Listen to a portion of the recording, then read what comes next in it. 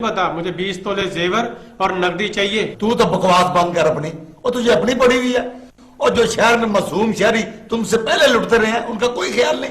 ओ मलिक साहब ओ आप अपनी खानदानी रस्मों रिवाज से निकल कर भी बात कर लिया करें और मेरी अगली इत्तला तो सुन लें। जी CNN साहब, आपको माई हमीदा को भी शामिल तफ्तीश करना पड़ेगा। ये तो हमने सोचा ही नहीं। माई हमीदा को भी शामिल तफ्तीश करना पड़ेगा। हमें अपना मुराद, जी सर। तुम जाके वो अखबार के इश्तिहार वाला मामला संभालो, और अपना सराज, जी सर। तू माई हमीदा को गिरफ्तार करके ला। जी और मतलब उसको बुला के ला। अच्छा।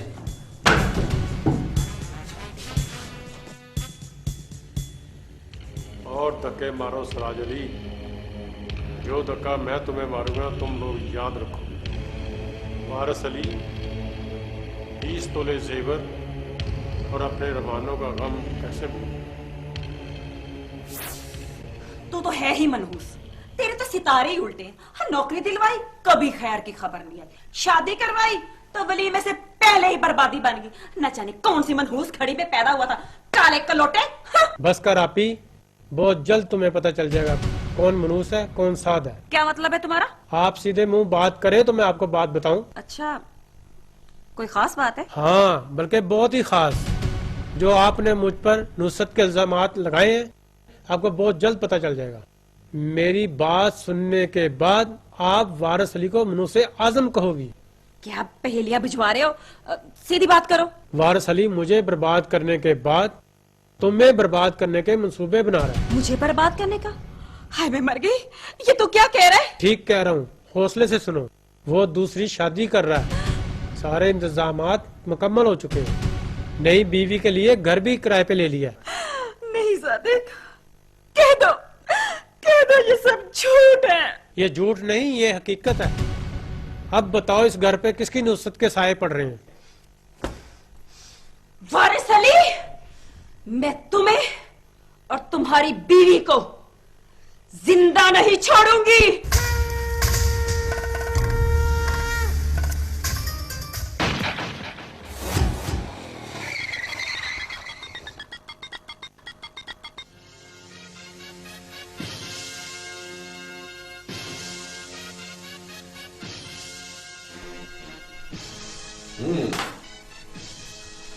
तो हमीदा माई, कब से ये तुम काम कर रही हो? साहब जी, ये तो हमारा जद्दी पुश्ती काम है जी। रिश्ते करवाने का या फिर खैर, इस लूट मार करने वाले गिरोह से तुम्हारा कब राबिता हुआ और कैसे हुआ? वो जी साहब जी, मैं तो एक सीधी सादी औरत हूँ जी। रिश्ते करवाना और लोगों के घर बसाना मेरा काम है जी, जिसका मुझे माकूल मुआवजा मिलता है। रही इस गिरोह की बात जी, वो अपनी लड़की का रिश्ता करवाने आए थे मेरे पास और उन्होंने मुझे 10,000 रुपए का लालच दिया जी।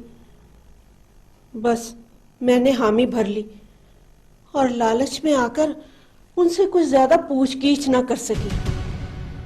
अब साहब जी, इसे मेरी बदकिस्मती कहिए या खुशनसीबी कहिए कि आपके थाने के इंचार्ज वारिस अली साहब दूसरे ही दिन अपने साले का रिश्ता करवाने आए जी, और इन्होंने भी मुझे मुंह मांगे रुपए देने की ऑफर की जी।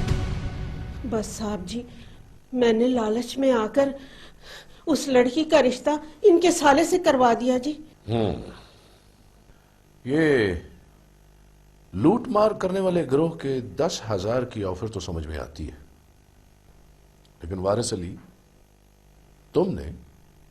तुमने भी मुंह मांगे पैसे देने की ऑफर की। क्यों ना तुम्हें भी शामिल तफ्तीश कर लिया जाए? सर जी, मैं जी, सर जी सर जी, आपने वो कहावत तो सुनी होगी, सारी खुदाई एक तरफ जर का भाई एक तरफ। Shut up. कहावत का इस केस से क्या ताल्लुक है? सर जी सर जी, दरअसल ना सर जी, मेरी बीवी ने मुझे अल्टीमेटम दिया था जी कि अगर मैंने 1 हफ्ते के अंदर अंदर उसके भाई सादिक की शादी ना कराई वे मुझे छोड़ के चली जाएगी। और तुम अपनी बेगम की धमकी में आ गए, है ना? सर जी मैं क्या जी, सारे शोरों का यही हाल है जी। हाँ, शराब वारिस अली। हाँ तो हमीदा भाई, जी साहब जी। तुम्हारी नेक नियति पर तो हमें कोई शुबा नहीं, लेकिन इस लूट मार करने वाले गिरोह से तुम्हारा जब भी राबिता हो, तुम मुझे या वारिस अली को फौरन इत्तला करोगी। जी साहब जी। अब मैं जाऊं जी? अब तुम जा सकती हो। जी अच्छा। लेकिन सुनो, जी जब तक ये गिरोह गिरफ्तार नहीं हो जाता, तुम शहर से बाहर कहीं नहीं जा सकती। जी अच्छा साहब जी। अस्सलाम वालेकुम जी। हाँ वारिस अली, अब फर्दर तुमने क्या करना है? सर फर्दर कार्रवाई कल के अखबार से शुरू होगी। Well done. लेकिन ये याद रखो वारिस अली, ये तुम्हारे लिए आखिरी चांस है, समझे? नहीं समझे?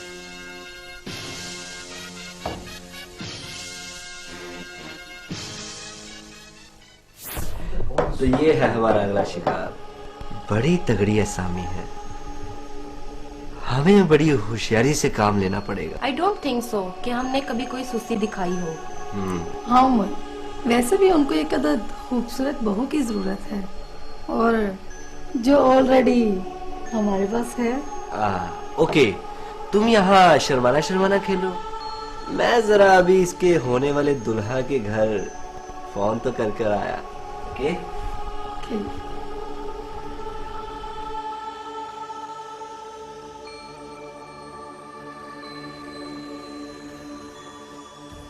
अच्छा, तो ये है मेरा होने वाला दूल्हा।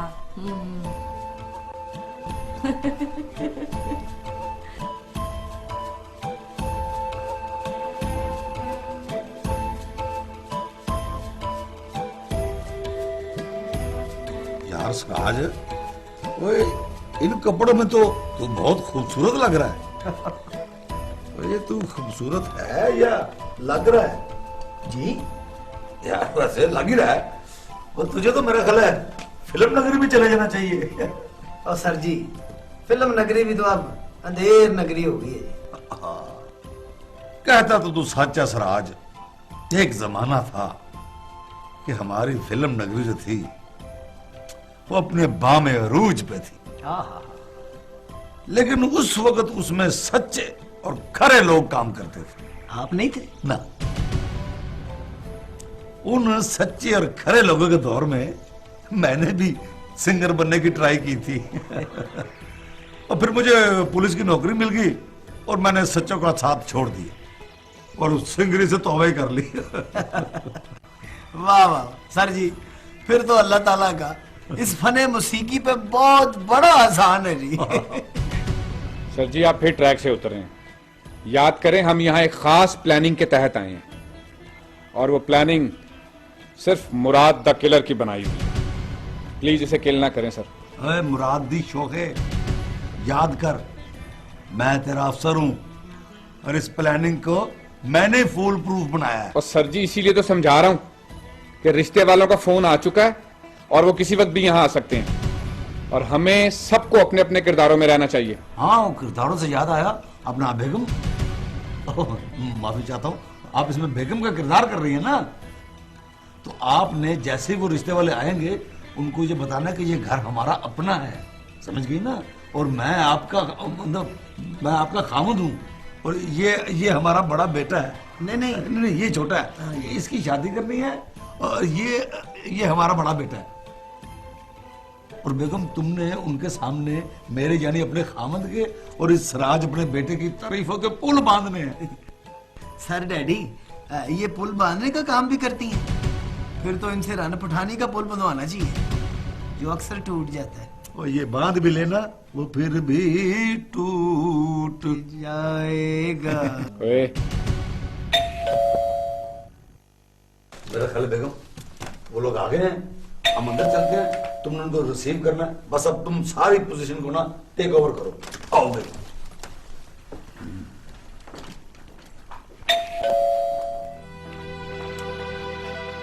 आइए आइए, तशरीफ लाइए। आपको घर ढूंढने में कोई प्रॉब्लम तो नहीं हुआ? कहाँ है वो?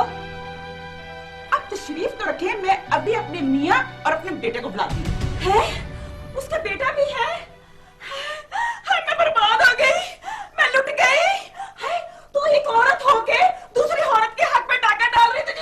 आदाब आदाब। इधर आए, इधर आए, जरा इधर आए।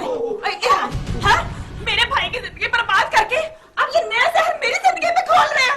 हाय, जालिम इंसान, बस बस मुझे अभी के अभी तलाक चाहिए। वारिस अली, अब तुम्हारा और मेरा साथ रहना नामुमकिन है। क्या बातें कर रही हो बेवकूफ? ओए, ये तलाक का लफ्ज ये तुम्हारे मनहूस भाई की तरफ मनहूस है, खबरदार इसको इस्तेमाल किया तो। अब देखो, तुम मेरी सरकारी ड्यूटी में मुदाखलत की मुरम्मत हो रही हो। सर जी, मरतब का होता है, वही ओए, खाने वाला होता है बेवकूफ आदमी। चुप करो भाभी। और भाभी, खुदा का वास्ता आप ये क्या कर रही हैं? हम यहाँ पे सरकारी ड्यूटी अदा कर रहे हैं, आप लोग हमारे हुलिये ये गेटअप नहीं देख रही हैं आप? बस बस, सब जानते तुम लोगों की सरकारी ड्यूटी। आप जानती है तुम बेवकूफ, जाहिल, अनपढ़। और ये सारा कुछ हमने सरकारी ड्यूटी के लिए कर रहे हैं। वो जो गिरोह है खतरनाक, वो जिसने तुम्हारे भाई और बहुत से मासूम शहरियों को लूटा है, उनको पकड़ने के लिए सारा कुछ किया हुआ है। और तुमने ऐन मौके पे आके रंग में भंग डाल दी, हमारा सारा किया करा खराब कर दोगे। अब जाओ घर जाओ, घर जाओ और इस मनहूस को भी साथ ले जाओ, वरना फिर सारी जिंदगी तरसते रहना अपने भाई के खोए हुए जेवर को। अब सच कह रहे हैं ना? इधर आना जरा, इधर आना जरा। मैंने इतनी इज्जत बनाई तेरी इनके सामने, पर तू है ही चूहा प्लास। चल मनहूस आदमी है ये। सर जी, कुंडी लगाओ यार। सर जी, वैसे भाभी हमारी बड़ी तेज है। ओए, बकवास बंद कर और सराज अपने अंदर के मिरासी को कंट्रोल कर। जी, मैं आपकी बेइज्जती कतन बर्दाश्त नहीं कर सकता जी।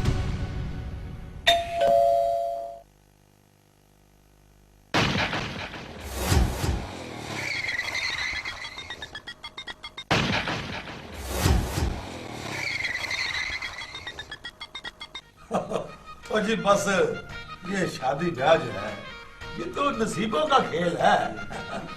नसीबों मतलब किस्मत का खेल है।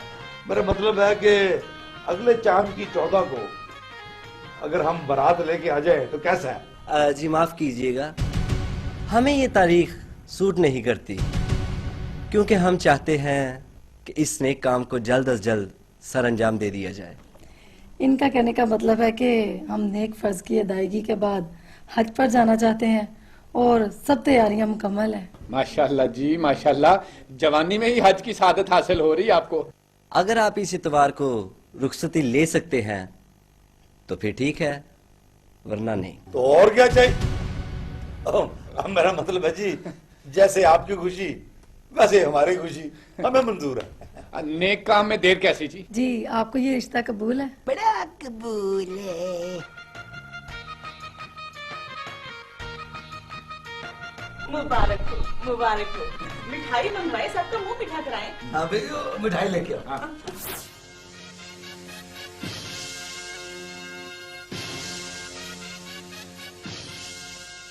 सर, मुजरिमों के गिर्द हमारा घेरा बिल्कुल तंग हो चुका है। गुड, वेल, वारिस अली, यकीन तो नहीं आता। खैर, आगे क्या करना है ये तुम्हें मैं बताता हूं।